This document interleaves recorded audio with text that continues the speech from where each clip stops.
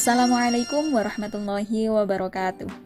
Bagaimana kabarnya hari ini anak-anak kelas 10? Waalaikumsalam. Alhamdulillah, kabar baik Ibu.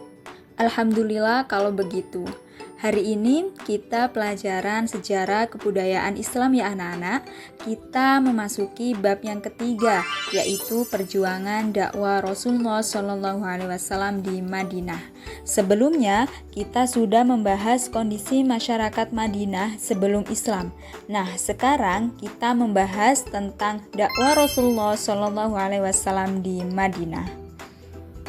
Kedatangan Rasulullah SAW ke Madinah memberikan dampak positif bagi kabilah Aus dan Khazraj.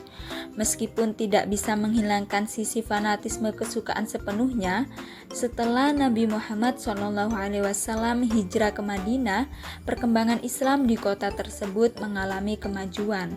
Langkah yang dilakukan Nabi Muhammad dalam mengembangkan Islam, yang pertama, membangun masjid. Pembangunan Masjid Nabawi merupakan strategi dakwah pertama Rasulullah di Madinah, karena masjid memiliki peranan penting dalam sejarah Islam, bukan hanya sebagai tempat ibadah, tapi juga sebagai madrasah yang menghasilkan pemimpin yang cerdas. Masjid Nabawi juga digunakan oleh Rasulullah untuk menyambut utusan suku serta delegasi raja saat berkunjung ke Madinah. Wah, masjidnya kayak markas gitu ya lah. Hehehe. Bisa jadi sih. Terus, yang kedua, dari anak-anak apa ada yang tahu dakwah Rasulullah SAW di Madinah seperti apa?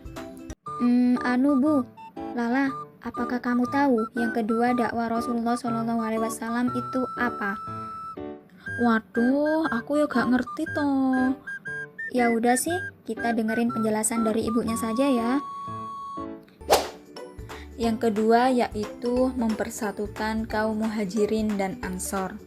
Membangun ukhuwah Islamiyah merupakan strategi dakwah Rasulullah SAW. Juga senantiasa menganjurkan persaudaraan antara dua sahabat serta melarang semangat kesukuan agar menjadi kesatuan yang kuat. Untuk mempererat persaudaraan kaum muslimin, Rasulullah SAW mempersaudarakan orang-orang dari kaum muhajirin dan ansor.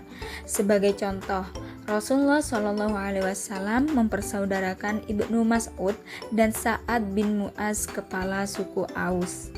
Gitu Lola, yang kedua itu mempersatukan kaum muhajirin dan ansor. Gitu aja kamu gak tahu. Loh, aku juga tahu.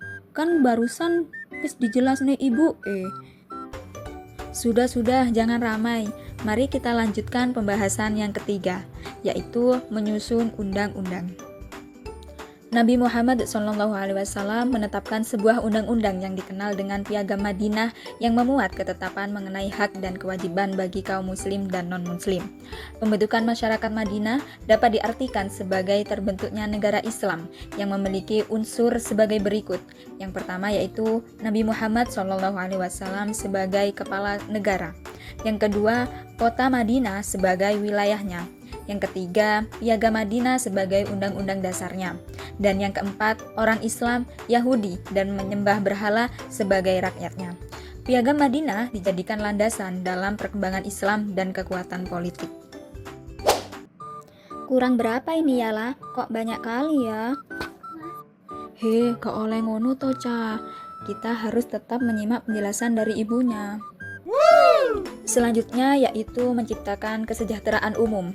Nabi Muhammad SAW selalu menganjurkan untuk bekerja dengan tekun untuk meningkatkan taraf hidup agar lebih sejahtera. Nabi Muhammad SAW mewajibkan orang kaya memberikan zakat kepada fakir miskin agar kaum muslimin saling membantu. Selanjutnya yang terakhir, yaitu mengembangkan pendidikan dan dakwah. Faktor pendorong berkembangnya pendidikan di zaman Rasulullah SAW antara lain yang pertama yaitu penyebaran agama Islam membutuhkan orang-orang yang pandai membaca, karena ayat Al-Quran harus ditulis kemudian dibaca oleh kaum muslimin.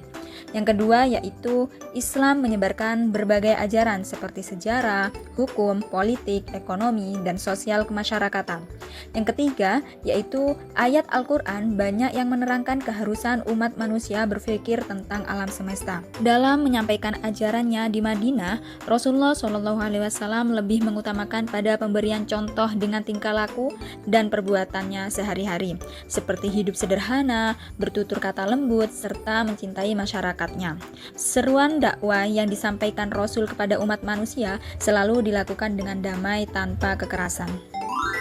Oke anak-anak, itulah 5 dakwah Rasulullah SAW di Madinah. Yang pertama yaitu membangun masjid, yang kedua mempersatukan kaum muhajirin dan ansor, yang ketiga menyusun undang-undang, yang keempat menciptakan kesejahteraan umum, dan yang kelima mengembangkan pendidikan dan dakwah. Selanjutnya, PR ya buat kalian, rangkum materi selanjutnya yaitu perjuangan Rasulullah SAW menghadapi kaum kafir Quraisy. Oke ya. Untuk pembelajaran hari ini sudah cukup. Semoga ilmu ini bermanfaat bagi kita semua. Wassalamualaikum warahmatullahi wabarakatuh. Ye, tugas. Saya suka. Kak seneng.